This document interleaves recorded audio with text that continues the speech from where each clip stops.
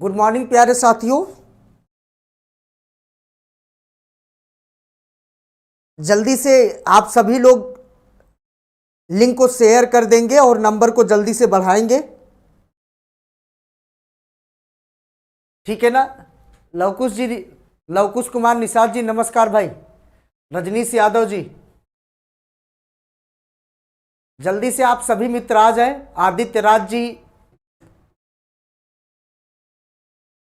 जल्दी से सभी मित्र हमारे जो है।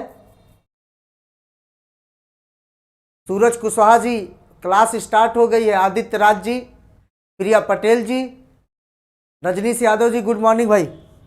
चलिए अब हम लोग बिना लेट किए जो है, बिना देरी किए अपने क्लास को जो है स्टार्ट करते हैं।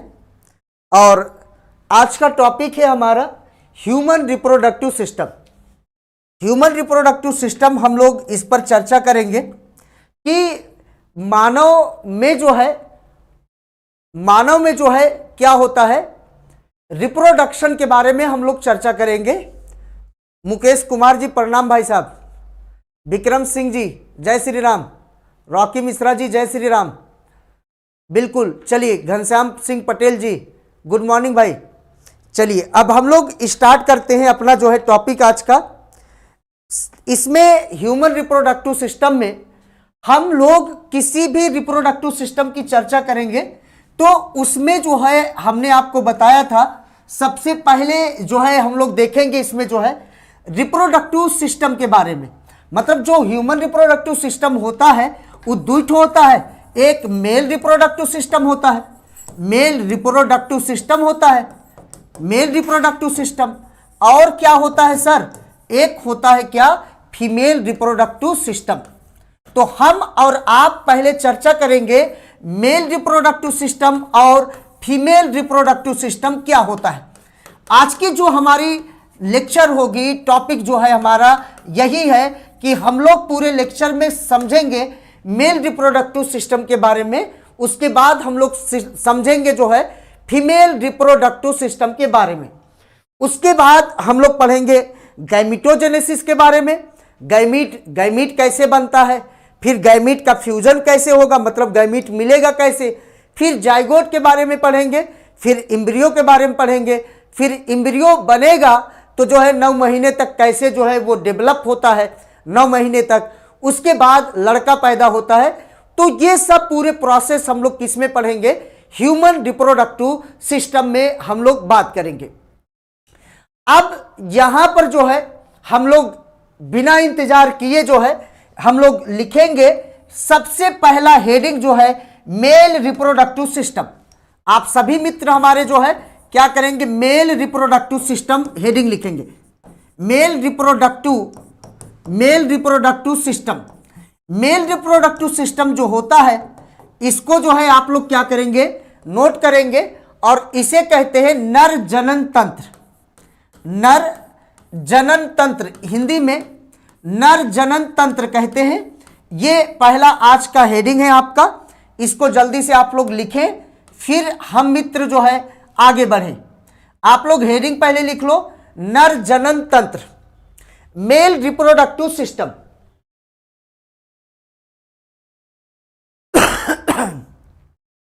जल्दी से आप सभी मित्र जो है क्या करेंगे, मेल रिप्रोडक्टिव सिस्टम हेडिंग लिखेंगे।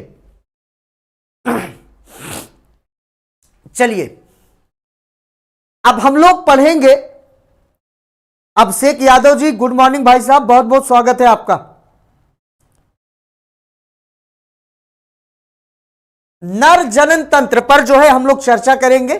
चलिए इसमें मेल रिप्रोडक्टिव सिस्टम में सर आपको क्या क्या पढ़ना है इसके बारे में पहले जान लें। मेल रिप्रोडक्टिव सिस्टम में सबसे पहले आपको पढ़ना है टेस्टिस के बारे में। टेस्टिस के बारे में मतलब इसको हिंदी में बोले तो वृषण कहते हैं, ठीक है ना। टेस्टिस के बारे में पढ़ना है आपको। और इसमें जो है एसेसरी डक्ट होते हैं, मतलब हिंदी में बोले तो सहायक नलिकाओं के बारे में पढ़ना है। सहायक नलिकाओं के बारे में, नलिकाएं के बारे में पढ़ना है इसमें। और हमको पढ़ना है क्या जो है सहायक ग्रंथ के बारे में पढ़ना है। इसमें हम लोगों को सहायक ग्रंथ के बारे में पढ़ना है, सहायक ग्रंथ के बारे में। और इसके बाद हम लोगों को मित्र जो है इसमें हम लोगों को पढ़ना है किसके बारे में, हम लोगों को एक्सटर्नल जेनाइटेलिया के बारे में पढ़ना है, मतलब बाह्य जननांग के बारे में पढ़ना है, बाह्य जननांग के बारे में पढ़ना है, जननांग के बारे में पढ़ना है। इतना आप सभी लोग नोट कर ले कि हमें जो है मेल रिप्रोडक्टिव सिस्टम में क्या क्या पढ़ना है सर। तो हमको पढ़ना है वृषण के बारे में, मतलब टेस्टिस के बारे में, और क्या पढ़ना है सहायक नलिकाओं के बारे में, और क्या पढ़ना है हम लोगों को सहायक ग्रंथ के बारे में, और बाह्य जननांग के बारे में। मतलब हम लोग जो है श्याम यादव जी इंग्लिश में सर, तो ये जो है आपका जो है सहायक नलिका, ये होगा आपका एसेसरी डक्ट के बारे में, एसेसरी डक्ट के बारे में हम लोग चर्चा करेंगे, एसेसरी डक्ट के बारे में। और यहां पर जो है इसका मतलब है एसेसरी ग्लैंड के बारे में, एसेसरी ग्लैंड, ठीक है ना सर, एसेसरी ग्लैंड। और यहां पर जो बाह्य जननांग है जिसको कहते हैं external genitalia, external genitalia, genitalia, ठीक है ना सर। इतनी टॉपिक आपको पढ़ना है, जल्दी से आप सभी लोग इसे लिख ले, उसके बाद हम लोग इसके अंदर चलते हैं।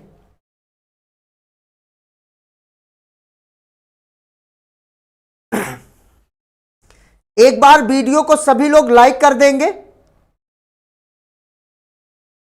जल्दी से एक बार वीडियो को सभी लोग लाइक कर देंगे, तभी हम थोड़ा मन लगा के पढ़ाएंगे, अन्यथा नहीं पढ़ाएंगे, मन लगा के, ठीक है ना, मन लगा के जो है, अन्यथा नहीं पढ़ाएंगे हम। जल्दी से जितना ज्यादा वीडियो लाइक होगा उतना उतना मन लगा के हम पढ़ाएंगे। अब आपके ऊपर निर्भर करता है कि आप लोग कितना जो है बढ़िया से पढ़ना चाहते हो, रिप्रोडक्शन की बात है।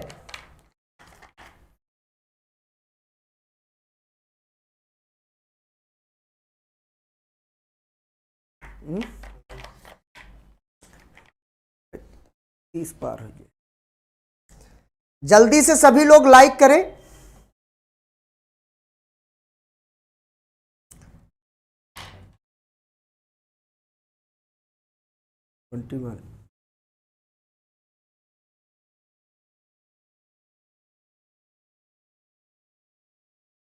चलिए, हमें आप सभी लोग यहां तक नोट कर लिए, यहां तक सभी लोग नोट कर लिए भाई, यहां तक सभी लोग नोट कर लिए हैं।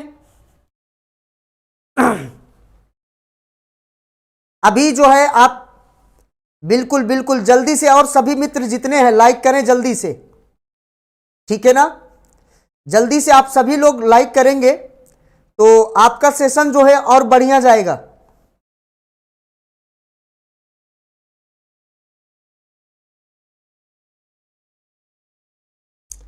चलिए सर, अब हम लोग देखते हैं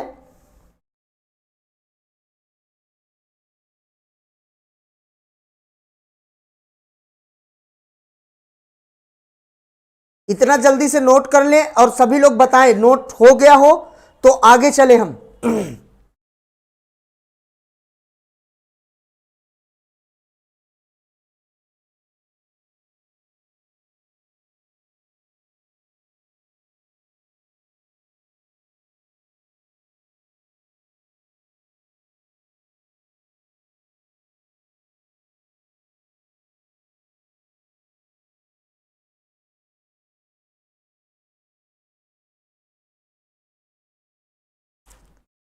नोट हो गया भाई सभी लोग का,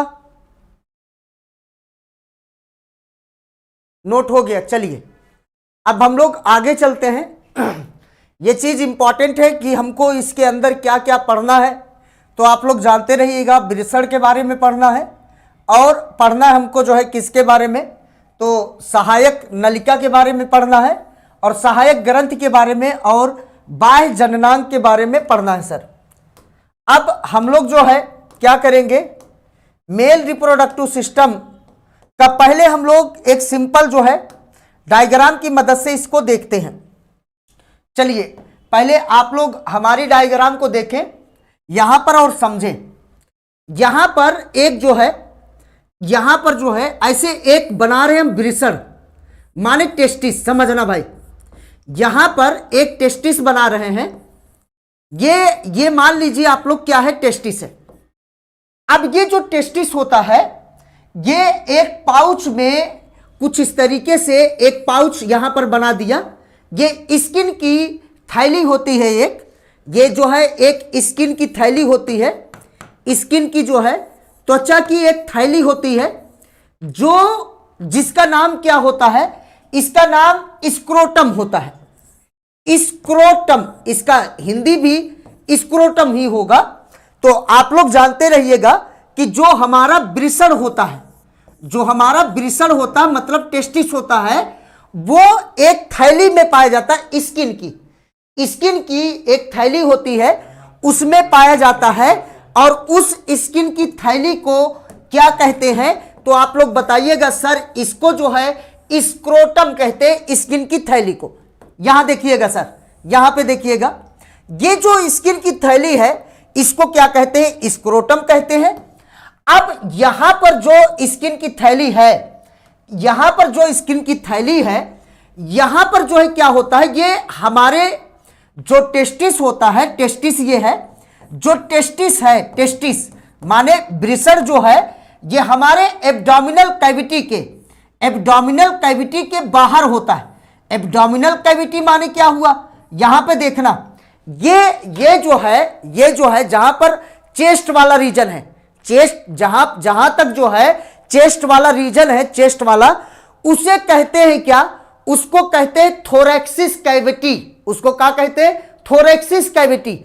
और जहां पर हमारा एब्डोमेन होता है, एब्डोमेन, उसके नीचे अगर हम कट करें बॉडी को, और बॉडी को कट करें तो ओके अंदर जो कैविटी होता है उसको कहते हैं क्या, एब्डोमिनल कैविटी। अरे यार बोलो, उसको क्या कहेंगे, एब्डोमिनल कैविटी।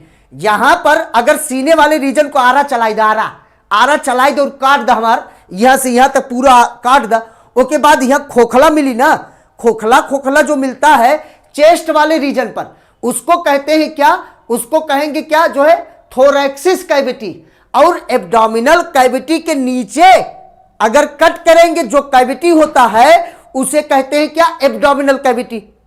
और जो वृषण होता है माने टेस्टिस होता है, जो टेस्टिस होता है वो हमारे एब्डोमिनल कैविटी के अंदर नहीं होता है, वो एब्डोमिनल कैविटी की नहीं होता, वो बाहर पाया जाता है। मतलब हमारे शरीर के कौनों कैविटी में वृषण नहीं पाया जाता है, टेस्टिस नहीं पाया जाता है। अब ये जो है हमारे शरीर के अंदर, हमारे बॉडी कैविटी के अंदर टेस्टिस काहे नहीं पाया जाता है, क्योंकि महाराज हमारे बॉडी की टेम्परेचर लगभग कितना है, 37 डिग्री सेल्सियस, 37 डिग्री सेल्सियस। अब 37 डिग्री सेल्सियस पे ना शुक्राणु जनन नहीं हो पाता है। शुक्राणु का जनन, स्पर्मेटोजेनेसिस जो होता है वो नहीं हो पाता है। अब शुक्राणु जनन होने के लिए ईश्वर का कीन, भगवान का कीन, हमारा जो वृषण होता है, हमारा जो टेस्टिस है, यहां पे देखें आप लोग, यहां पर इस डायग्राम में देखें तो आप लोगों को और बढ़िया से समझ में आएगा। हमारा ये आ गया, ये डायग्राम आप लोगों को दिख रहा है ठीक से क्या, ये अरे डायग्राम उड़ गया क्या,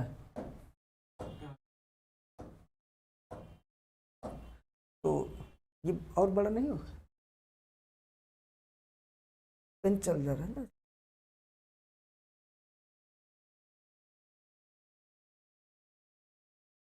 अच्छा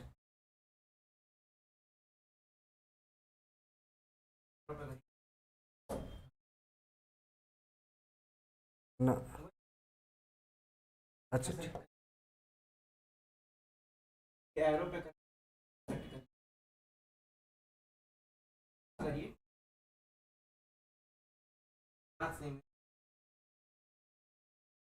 एक बात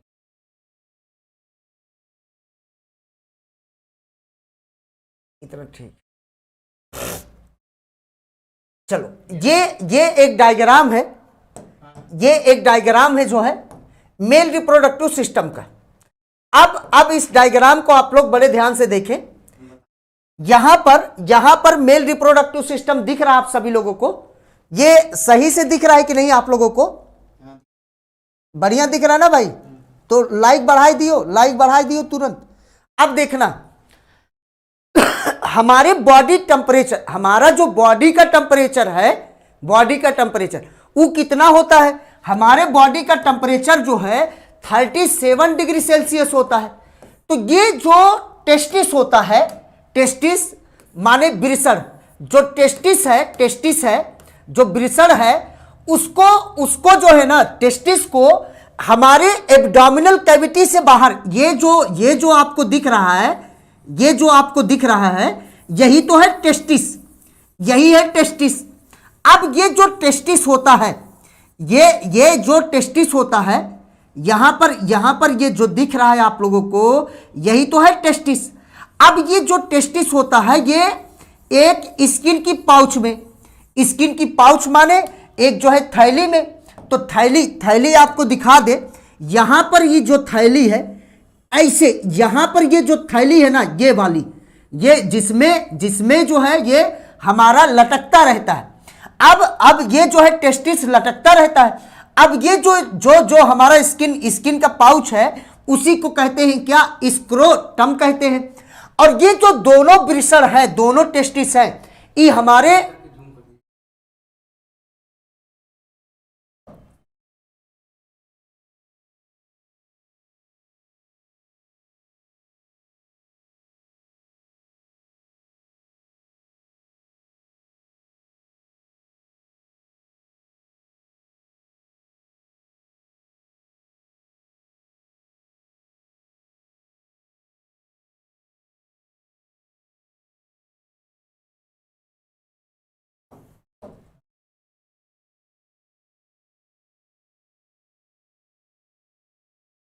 पे लगा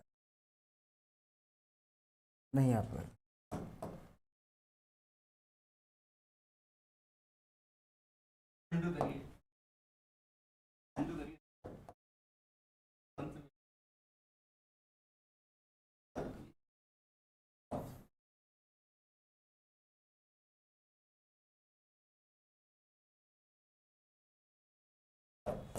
यहां पर जो है हमारा जो ये टेस्टिस है, तो ये जो टेस्टिस होता है हमारे एब्डोमिनल कैविटी माने बॉडी कैविटी के बाहर पाया जाता है।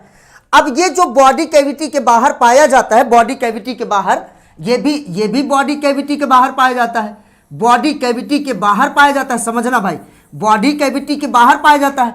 क्योंकि पता है यहां पर जो है हमारे बॉडी का टेम्परेचर जो होता है, बॉडी का टेम्परेचर वो कितना है? बॉडी का टेम्परेचर कितना होता है? 37 डिग्री सेल्सियस। अब इस टेम्परेचर पर शुक्राणु जनन नहीं होता है, शुक्राणु जनन नहीं होता है। समझ में आया? शुक्राणु जनन इस तापमान पर नहीं होता है। तभी भगवान जो है काकिन की जो है टेस्टिस जो होता वृषण, उस शरीर से बाहर लटकाई दिन एक थैली में, वो का नाम का है स्क्रोटम। यहां पर चक्कर का है कि जैसे पुराने जमाने में तू सब पूछत होगा कि, या अपने दादा से जाके पूछियो कि दादा बताओ जो है कि दादा के कितना लड़के रहन, तो दादा कही 1 मिनट रुको बताओ बताई, ललुआ पचलुआ चनुआ चुनिया गिनत कहीं कौन 56 लड़के रहन।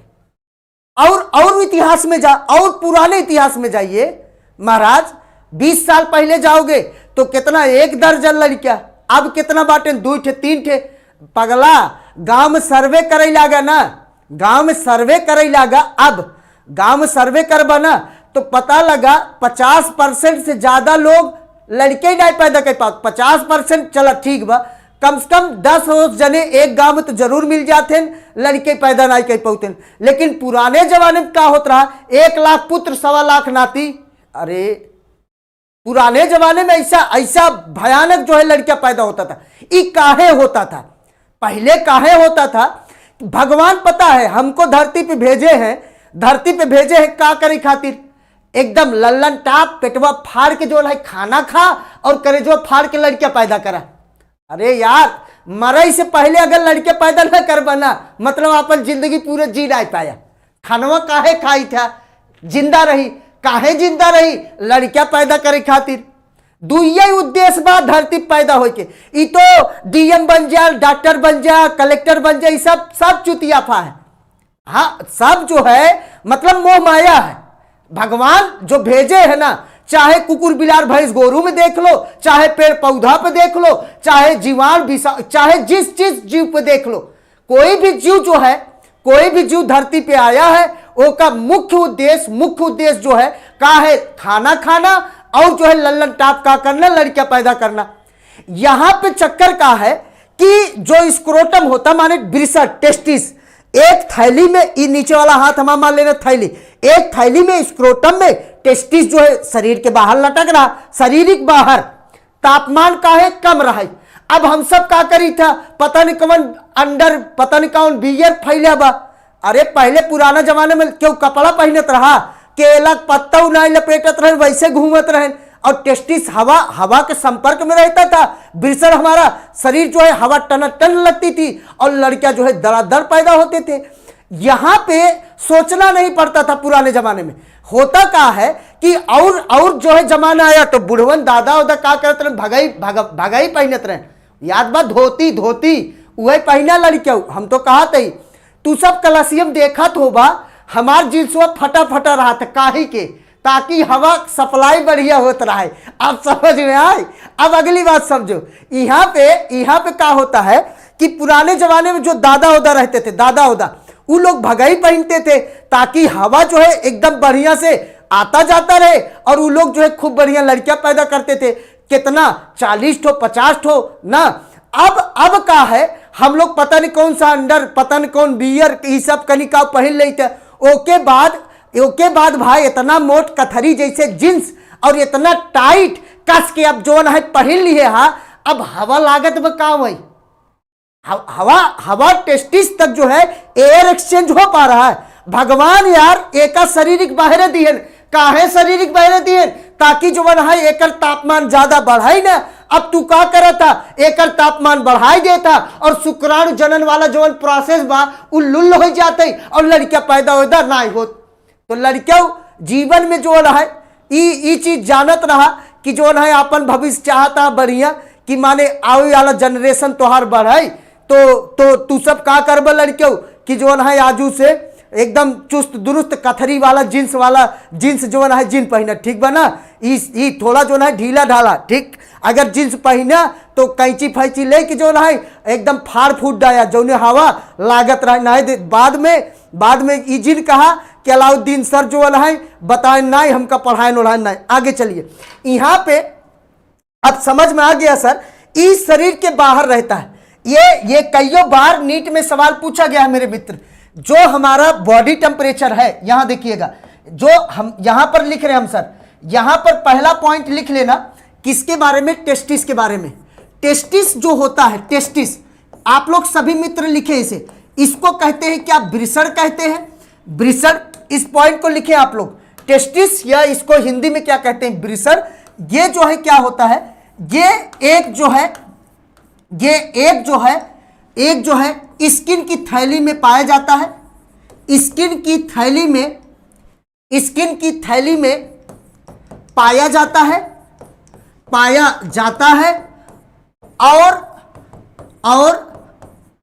और ये हमारे एब्डोमिनल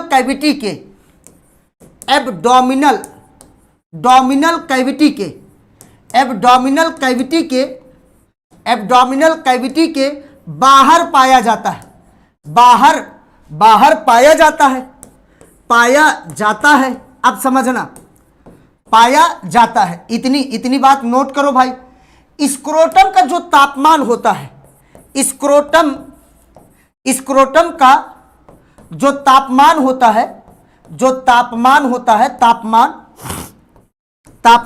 है, वो जो है कितना होता है, वो 37 डिग्री सेल्सियस होता है।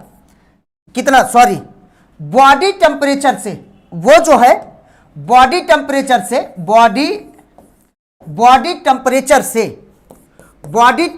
से लगभग जो है 2 से 2.5 डिग्री सेल्सियस, 2 से लगभग जो है 2 से जो है कितना 2.5 डिग्री सेल्सियस, 2 से 2.5 डिग्री सेल्सियस क्या होता है, कम होता है, कम होता है।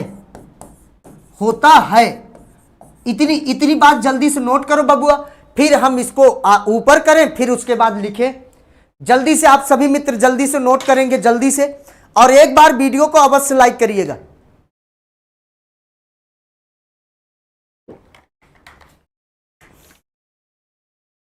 जल्दी से आप लोग नोट करो इसको, फिर आगे चले। जल्दी से मित्र नोट करें आप लोग और जल्दी से बताएं। बिल्कुल विमलेश कुमार जी, बिल्कुल सही आपने बताया। आदर्श यादव प्रयागराज, बिल्कुल सही आपने बताया भाई। हाँ बिल्कुल रजनीश, हमारा जो स्क्रोटम होता है या टेस्टिस होता है वो एक्स्ट्रा एब्डोमिनल होता है, माने एब्डोमिन के बाहर होता है। बिल्कुल विमलेश कुमार जी, बिल्कुल।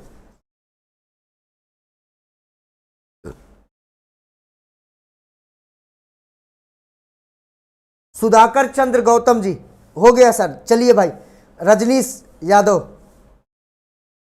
हाँ, अभी इसके बारे में डिटेल में और पढ़ाऊंगा, टेस्टिस के बारे में, ठीक है ना। इसकी साइज जो सब बता रहे हैं, नीचे लिख रहे हैं, नीचे लिख दे रहे हैं। इसकी लेंथ जो है 4 से 5 सेंटीमीटर होता है, और इसकी जो है मोटाई जो होती है 2 से 3 सेंटीमीटर होता है।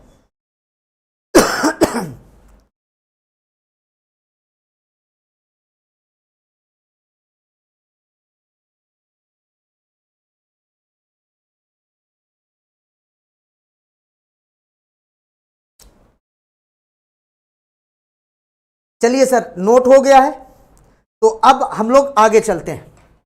अब हम लोग सर आगे देखते हैं। होता क्या है कि इतना कम टेम्परेचर होता है, क्यों होता है? क्योंकि यह तापमान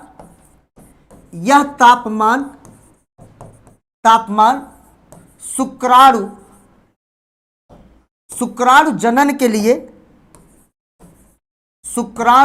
जनन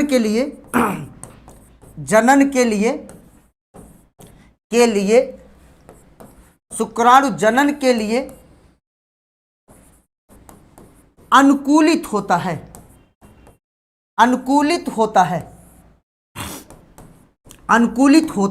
है। ठीक है ना मेरे भाई, इतनी बात लिख लो,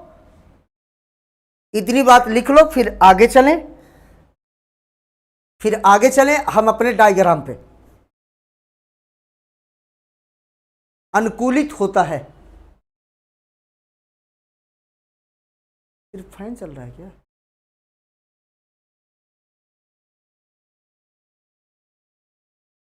शुक्राणु जनन के लिए जो है अनुकूलित तापमान होता है, मतलब इस तापमान पर शुक्राणु जनन खूब तेज हुई, माने ज्यादा नंबर में हुई शुक्राणु जनन, तो बढ़िया बात है कि नहीं, फर्टिलाइजेशन की चांस ज्यादा होगी। ठीक है ना भाई, चलो अब हम जो है अपनी डायग्राम पे चल रहे हैं मेरे भाई, अपनी डायग्राम पे। अब अपने डायग्राम को हम लोग देखेंगे, ये हमारी डायग्राम थी, इस पर हम लोग चर्चा कर रहे थे। ये देखिएगा, अब यहां पर भी लिख लेना, काम आई।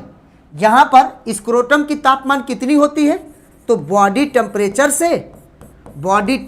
से कितना कम से जो है 2 से 2.5 डिग्री सेल्सियस कम होता है टेम्परेचर। और ये टेम्परेचर कम क्यों होता है? स्पर्मेटोजेनेसिस के लिए, माइटोजेनेसिस के लिए। ठीक है ना मेरे भाई, अब समझना, यहां पर जो हमारा टेस्टिस है, वृषण है, ये जो है एक पाइप के द्वारा कुछ इस तरीके से एक डक्ट होता है, एक पाइप होता है, वो ऐसे कनेक्टेड होता है। कुछ इस तरीके से एक डक्ट होता है, उस डक्ट के द्वारा हमारा ये जो है ब्रिसर जो होता है वो कनेक्टेड होता है। यहां पर इस डक्ट को हम दिखाएं आप लोगों को, तो आप लोग देखें इस डक्ट को। यहां पर एक डक्ट होता है, ये हमारा ब्रिसर था, और ब्रिसर हमारा एक डक्ट की मदद से ऐसे कनेक्टेड होता है। ये जो डक्ट होता है इसका नाम होता है वास डिफरेंस। इसका नाम क्या है? वास डिफरेंस नाम है। डी लिख दे रहा हूं, वास डिफरेंस नाम है। और यहां पर क्या होता है, यहां पर जो है एक जो है पार्ट होता है, यहां पर एक पार्ट होता है, एक पोर्शन होता है जिसे कहते हैं, यहां पर एक पोर्शन होता है कुछ इस तरीके से एक पोर्शन होता है जिसका नाम होता है सेमाइनल वेसाइकल। सेमाइनल वेसाइकल समझना, इसको आप लोग बनाते चलना साथ में।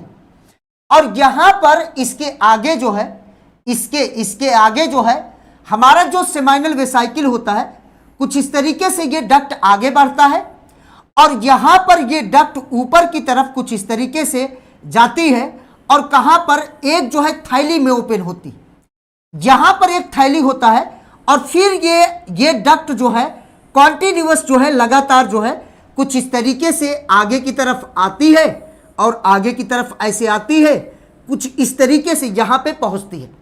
ये जो डक्ट होता है इसे कहते हैं यूरेथ्रा। यूरेथ्रा कहते हैं।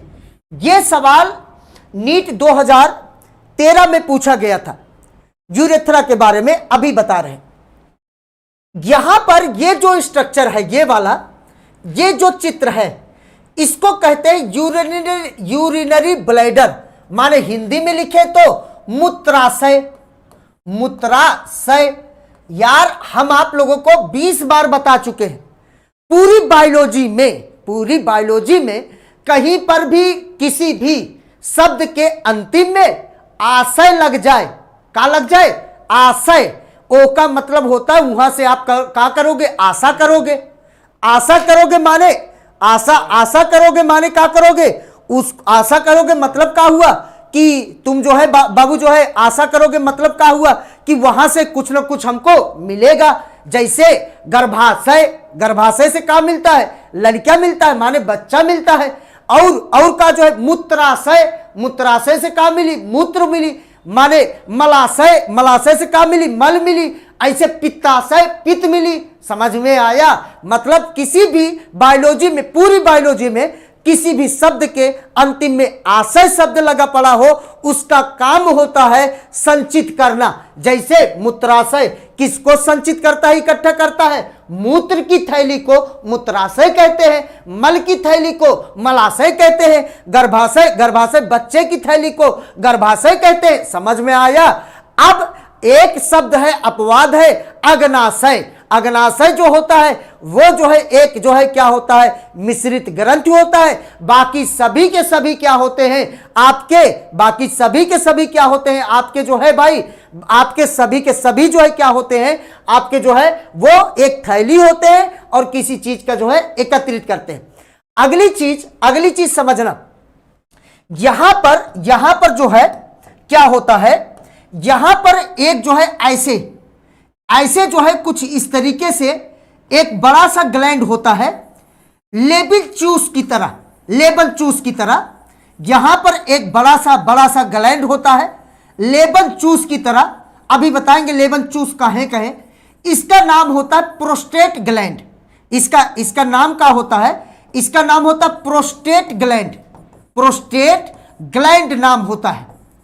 अब यहां पर जो प्रोस्टेट ग्लैंड है उसी के जस्ट और आगे यहां पर आप लोग थोड़ा फोकस करिएगा। यहां पर एक छोटा जो है मटर के दाने नुमा दुई माने एक जोड़ी ग्रंथि पाया जाता है, जिसको दोनों को क्या कहते हैं? दोनों को कहते हैं bulbo urethral gland. Bulbo urethral urethral gland कहते हैं। इन दोनों को मिला करके क्या कहते हैं? Bulbo urethral gland. पहली चीज जो है आप सभी लोग ये याद रखना भाई कि मानव के नर जनन तंत्र में, माने मेल रिप्रोडक्टिव सिस्टम में कितने ग्रंथि होते हैं? तो 3 पाए जाते हैं। ये तीनों होते हैं। नंबर 1 का नाम है सेमाइनल वेसाइकल, नंबर 2 का नाम है प्रोस्टेट ग्लैंड, नंबर 3 का नाम है बल्बो यूरेथ्रल ग्लैंड। अभी इसके बारे में हम लोग डिटेल में बात करेंगे। अब यहां पर ये यूरेथ्रा हो गया। अब यहां पे होता क्या है? इसको ध्यान से देखियो। यहां पर होता क्या है? यहां पर ये आगे की तरफ आती है और कुछ इस तरीके से यहां पर स्किन की फोल्डिंग होती है। कुछ इस तरीके से त्वचा की एक फोल्डिंग होती है। यहां पर देखिएगा, यहां पर एक त्वचा की फोल्डिंग होती है। पहले ये मसल्स का पार्ट है, ये मांसपेशी का पार्ट है, और इसके ऊपर जो है मांसपेशी की क्या होती है? इस मांसपेशियों के ऊपर जो है एक स्किन की कुछ इस तरीके से फोल्डिंग होती है।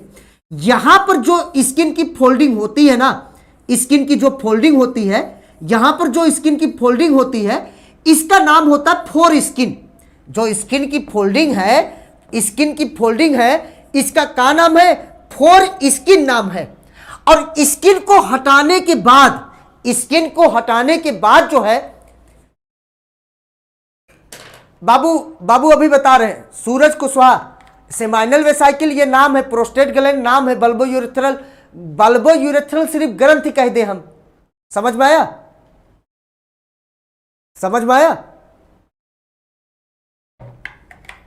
देखो समझो, अब समझो।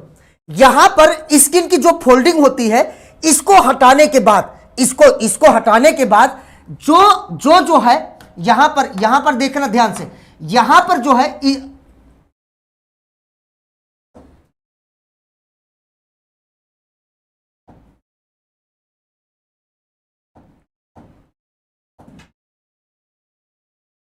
जो पढ़ा रहे थे डिलीट हो गया क्या? हाँ, इस पे देख लीजिए ना। 17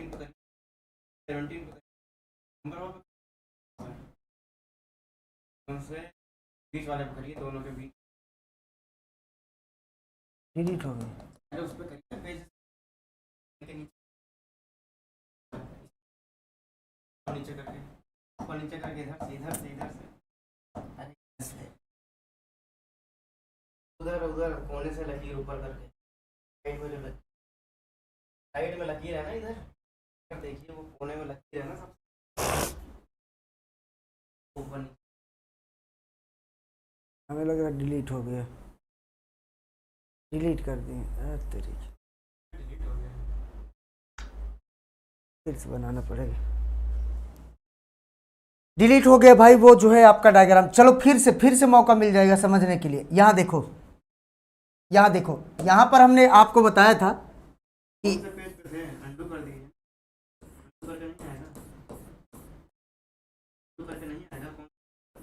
आप करके देख लो एक बार। हमें लग रहा है वहां से डिलीट कर दिया मैं। तीसरे चौथे पे थे शायद, तीसरा था ना। इसको हटा दे फिर। 1 सेकंड मित्र, जो है पेज थोड़ा जो है डिलीट हो गया था, उसको पुनः लाने का कोशिश कर रहे हैं हम लोग।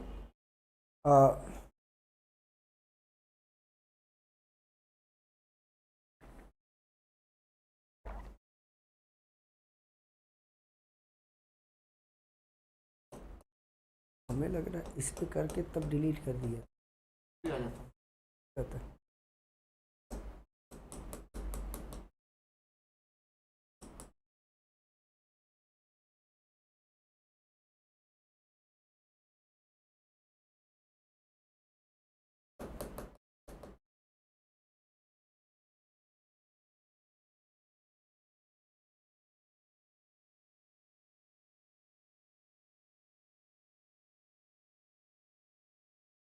चलिए,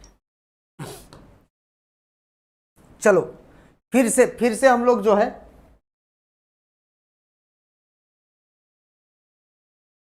यहां पे देखो, फिर से हम लोग डायग्राम को बनाते हैं और जो हमारा डायग्राम होगा सिलेबस के बेस पे होगा, ठीक है ना, सिलेबस के बेस पे, एमबीबीएस का लेवल का नहीं होगा। एमबीबीएस बन जाइयो तब एमबीबीएस जाके करियो, एनाटॉमी पढ़ियो, अभी पढ़ोगे जीवन में पैर पे कुल्हाड़ी मारोगे। पढ़ाने के लिए हम जो है एमबीबीएस का नहीं, पूरी एमबीबीएस का पढ़ा डालूं, जीवन बर्बाद होगा, ये चीज़ याद रखना।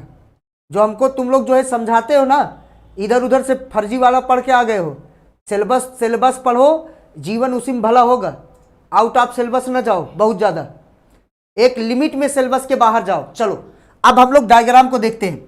यहाँ पर एनसीईआरटी को फॉलो करो, एनसीईआरटी को फॉलो करो। अगर नीट ऊट में जो है सिलेक्शन लेना है, अगर वैसे ज्ञान बना के जो है मार्केट में घूमना है तो बताओ, खूब डीप में जाए घुस के और एमबीबीएस फर्स्ट ईयर तक पढ़ा देंगे, ठीक है ना भाई। चलो अब अगली बात, यहां पर हमारा टेस्टिस था, यहां पर ये टेस्टिस था, ये जो स्किन की थैली थी इसको कहते थे हम लोग क्या, स्क्रोटम। और यहां पर कुछ इस तरीके से एक नली पाई जाती थी जिसको कहते थे वास डिफरेंस कहते थे। और ये वास डिफरेंस जो था हमारा, वास डिफरेंस कहते थे। ये जो वास डिफरेंस था हमारा, वास डिफरेंस कुछ इस तरीके से था। और यहीं से हमारा एक जो है ग्रंथि लगा पड़ा था जिसको हम लोग कहते थे क्या, जो है सेमाइनल वेसाइकिल कहते थे। और सेमाइनल वेसाइकिल कुछ इस तरीके से यहाँ नीचे की तरफ पाइप आती है और ऊपर की तरफ जो है क्या पाया जाता था, पेशाब की थैली, माने जो है क्या हमारा यूरिनरी ब्लैडर पाया जाता था। और फिर ये डक्ट जो है कुछ इस तरीके से ऐसे आगे की तरफ मूव करता है। इस डक्ट को हम लोग क्या कहते हैं, इसको कहते हैं यूरेथ्रा, यूरेथ्रा कहते हैं बाबू। और यहाँ पर जो यूरेथ्रा होता है, ये जो है यूरेथ्रा ऐसे जो है यहाँ पर फोल्डिंग होती है मसल्स की, यहाँ पर मांसपेशी पाई जाती है यहाँ पर। इसके बाद जो है क्या होता है कि यहाँ पर जो है इसके ऊपर जो है स्किन की कुछ इस तरीके से फोल्डिंग पाई जाती है, स्किन की फोल्डिंग पाई जाती है, येलो कलर से दिखा दे रहे हैं। यहाँ पर जो स्किन की फोल्डिंग पाई जाती है उसको कहते हैं क्या, फोर स्किन कहते हैं। उसको क्या कहते हैं, फोर स्किन कहते हैं। यहाँ पर जो स्किन की फोल्डिंग है इसको क्या कहेंगे, इसको कहते थे फोर स्किन कहते थे। और स्किन जो टिप्स होता है पेनिस का उसे कहते हैं क्या, ग्लैंस पेनिस कहते हैं, ग्लैंस पेनिस कहते हैं, ठीक है ना सर, ग्लैंस पेनिस कहते हैं। और इस पोर्शन को हमने आपको बताया था इसे क्या कहते हैं, वास डिफरेंस कहते थे। इसको जो है क्या कहते थे, वास डिफरेंस। अब इसके बाद जो है हमने आपको बताया ये जो पोर्शन है इसको कहते थे क्या, सेमाइनल वेसाइकिल, सेमाइनल वेसाइकिल कहते हैं, वेसाइकल कहते हैं, वेसाइकल। और यहां पर जो है ई जो होता है, ई कौन होता है, मूत्राशय, मूत्राशय होता है। अब अगली बात है, यहां पर आपको बताया था यहां पर जो है एक ग्रंथि ऐसे पाई जाती है लेबन चूस की तरह, जिसका नाम का है प्रोस्टेट ग्लैंड, प्रोस्टेट ग्लैंड। ये सब अभी आप लोगों को बता चुका हूं, मान लो रिवीजन के तौर पर एक बार फिर से हम लोग देख रहे हैं डायग्राम को। प्रोस्टेट ग्लैंड होता है। प्रोस्टेट ग्लैंड के जस्ट नीचे जो है क्या पाया जाता है, यहीं पर जो है जस्ट नीचे दो ग्लैंड और होते हैं, एक जोड़ी में एक ग्लैंड पाया जाता है जिसका नाम क्या है, bulbo urethral gland, bulbo urethral gland होता है। यहां पर बबुआ, यहां पर जो है आप लोग ये समझिएगा, ये ग्लैंड हो गया। अब हम ये बताना चाह रहे हैं कि जो है ये मूत्राशय है, यहां पर काय एकत्रित होगा, मूत्र एकत्रित होगा, यहां पर मूत्र पेशाब एकत्रित होगा। यहां पर क्या होगा, यहां से वृषण है तो यहां पर शुक्राणु बनेंगे, स्पर्म बनेगा तो वो जो है इसे मूव करेगा, स्पर्म जाएगा, माने जो है यहां पर स्पर्म आएगी। और स्पर्म मतलब इसी नली से स्पर्म निकल रहा है और इसी नली से पेशाब भी निकलेगा। बोलो भाई, समझ में आया? यहां पर इसी से पेशाब भी निकलेगा और इसी से क्या निकलेगा, हमारा स्पर्म भी निकलेगा। स्पर्म जो निकलता है और जो हमारा यूरिन निकलता है, माने पेशाब जो निकलता है, वो दोनों स्पर्म और जो है जो पेशाब निकलते हैं, वो दोनों जो है क्या होते हैं, वो दोनों जो है एक ही रास्ते से निकलते हैं। और किस किस रास्ते से निकलते हैं, तो आप लोग ध्यान देना, यूरेथ्रा के द्वारा ही निकलते हैं। नर में जो है, मेल में जो है क्या होता है कि पेशाब और जो है शुक्राणु दोनों एक ही रास्ते से निकलते हैं। और मादा में जो है दोनों के लिए अलग अलग मार्ग होता है। दोनों यूरिन के लिए अलग मार्ग, सेपरेट, ठीक है ना। और जो है ओवम के लिए जो है अलग मार्ग होता है, अलग अलग जो है जो उनके अंदर जो है रिप्रोडक्टिव फ्लूइड निकलते हैं, उनके लिए अलग मार्ग। तो यहां पर यूरेथ्रा जो है, यूरेथ्रा के द्वारा जो है शुक्राणु और अंडाणु पेशाब मूत्र जो है और स्पर्म जो है दोनों रिलीज होंगे। यहां पर जो है समझना, अगला डायग्राम हम बनाने जा रहे हैं। अगले डायग्राम को देखना। अगला डायग्राम का है कि अब हम लोग क्या करेंगे, टेस्टिस का टीएस काटेंगे। आप ध्यान से समझो, टेस्टिस बनाया और उसका टीएस काटा। मान लो जो है ये टेस्टिस का हमने टीएस काट दिया, टेस्टिस का टीएस काटा, तो कुछ इस तरीके से हमको टेस्टिस दिखाई दिया, ये सामने मान लीजिए 1 सेकंड के लिए। अब टेस्टिस का टीएस काटे, ट्रांसवर्स सेक्शन, टेस्टिस को कट कर दिए। समझ में आया भाई?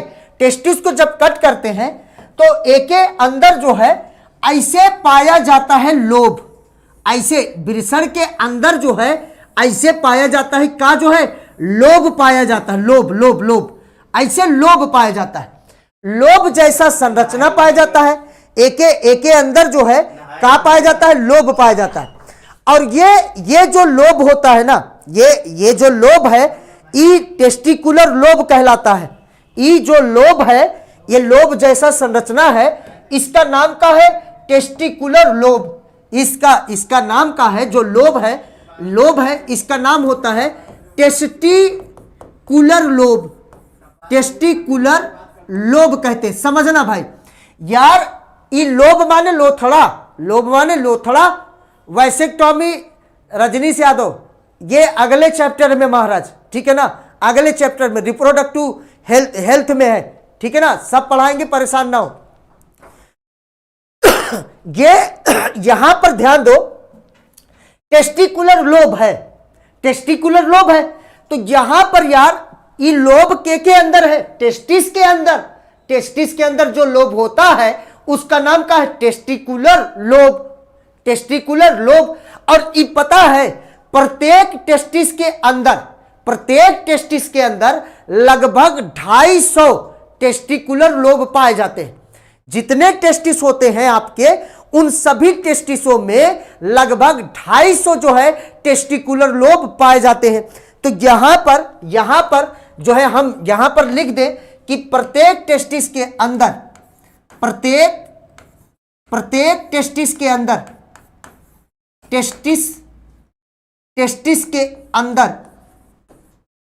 अंदर साथ में डायग्राम बनाते चलो, अंदर 250 टेस्टिकुलर लोब पाए जाते हैं। टेस्टिकुलर लोब पाए जाते हैं, टेस्टिकुलर लोब पाए जाते हैं, ठीक है ना। आप लोग लिख लो। अब समझना, जो टेस्टिकुलर लोब है, टेस्टिकुलर लोब के अंदर जो है क्या होता है, ऐसे ट्यूब होता है, एक अंदरवा जो है ऐसे ट्यूब पाया जाता है। ये देखिए ट्यूब माने पाइप पाया जाता है, नली। ऐसे टेस्टिकुलर लोब के अंदर का होता है, नली पाई जाती है, ट्यूब पाई जाती है। कहाँ पाई जाती है?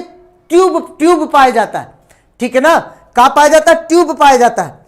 अब समझो टेस्टिकुलर लोब के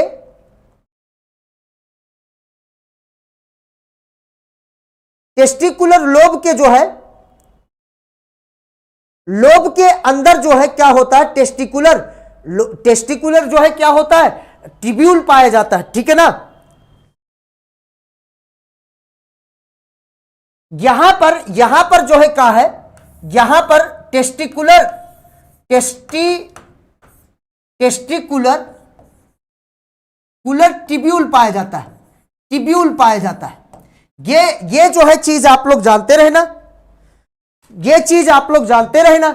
ये टेस्टिकुलर लोब का मतलब लोब माने लोबा ही होता है, टेस्टिकुलर माने बिरसड़, तो बिरसड़ लोब और बिरसड़ नलिका, ठीक है ना। एक नाम का है, एक नाम है बिरसड़ लोब, एक हिंदी है बिरसड़ नलिकाएं या नलिका, ठीक है ना। अब यहां पर बिरसड़ नलिका या टेस्टिकुलर लोब्यूल, यार महाराज हिंदी है बड़ा कठिन भो, या बिरसड़ नलिका लिख दिए, बिरसड़ नलिका और एकर हिंदी होगी बिरसड़ नलिका, और एकर हिंदी का होगा बिरसड़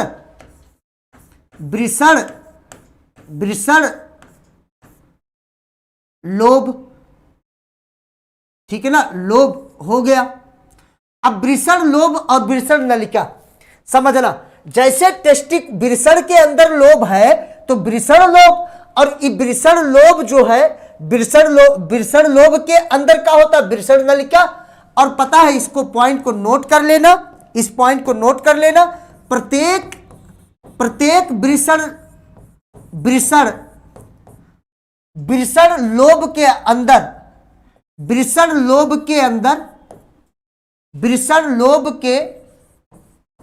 अंदर लगभग 2 से 3 बिरसड़ नलिका पाई जाती हैं, बिरसड़ नलिका पाई जाती है, ठीक है ना। आदर्श यादव प्रयागराज, समझ में आया। चलो अब अगली चीज समझना।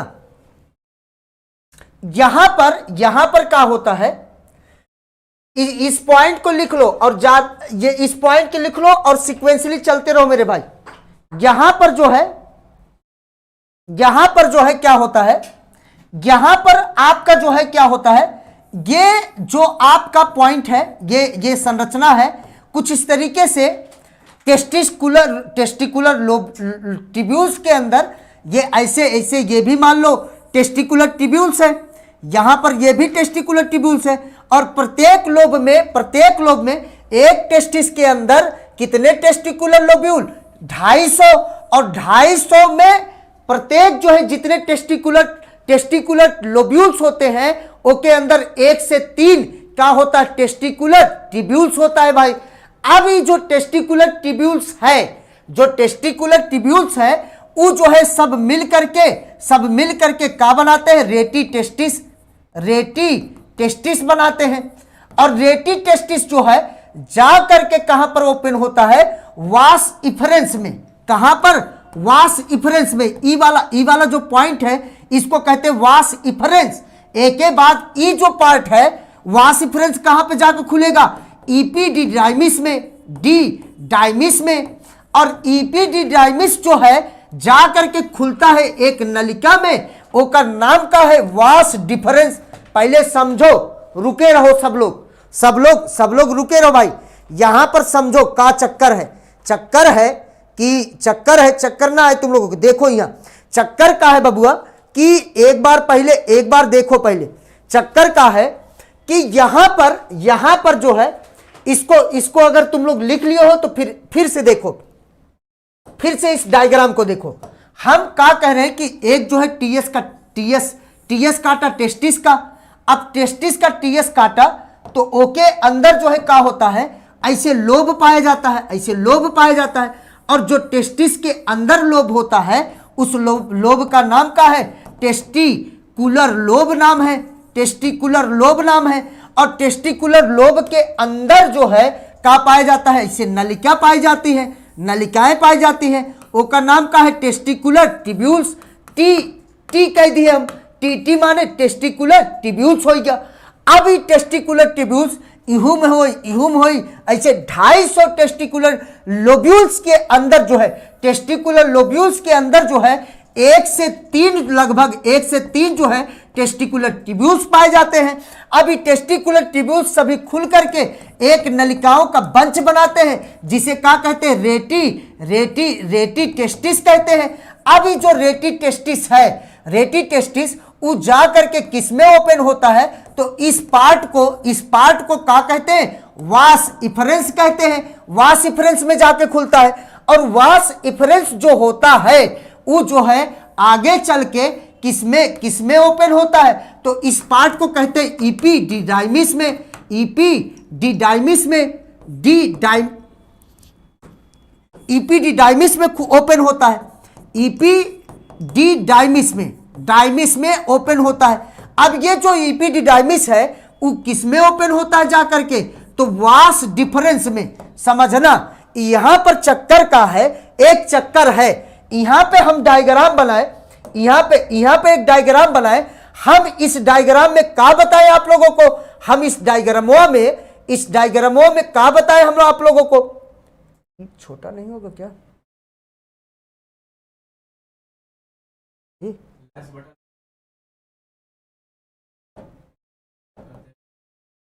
अच्छा, ये जो डायग्राम बनाए हैं, ये जो डायग्राम बनाए बबुआ, यहां पर ये जो डायग्राम बनाए हैं, यहां पर हम ये दिखाएं कि टेस्टिस से सीधा कौन सा नली निकल जाता है, तो वास डिफरेंस टेस्टिस से सीधा बाहर कौन नली निकला रहता है, वास डिफरेंस। लेकिन यहां पे क्या बताए हम कि टेस्टिस से पहले होता है वास इफरेंस, फिर कौन होता है इपीडिडाइमिस, फिर कौन आता है वास डिफरेंस, एक के बीच में 2 मिली। अब होता क्या है, ये दोनों जो पाइप है वास इफरेंस और इपीडिडाइमिस, ये दरअसल में टेस्टिस के अंदर होते हैं, बाहर नहीं पाए जाते हैं। इसी रीजन से इसको हमने आज बताया, और इसके बाद दूसरी क्लास है, दूसरी क्लास होने दो, और कल जो है हम लोग इसको फिर से एक बार समझते हैं। आज की क्लास, थैंक यू, धन्यवाद।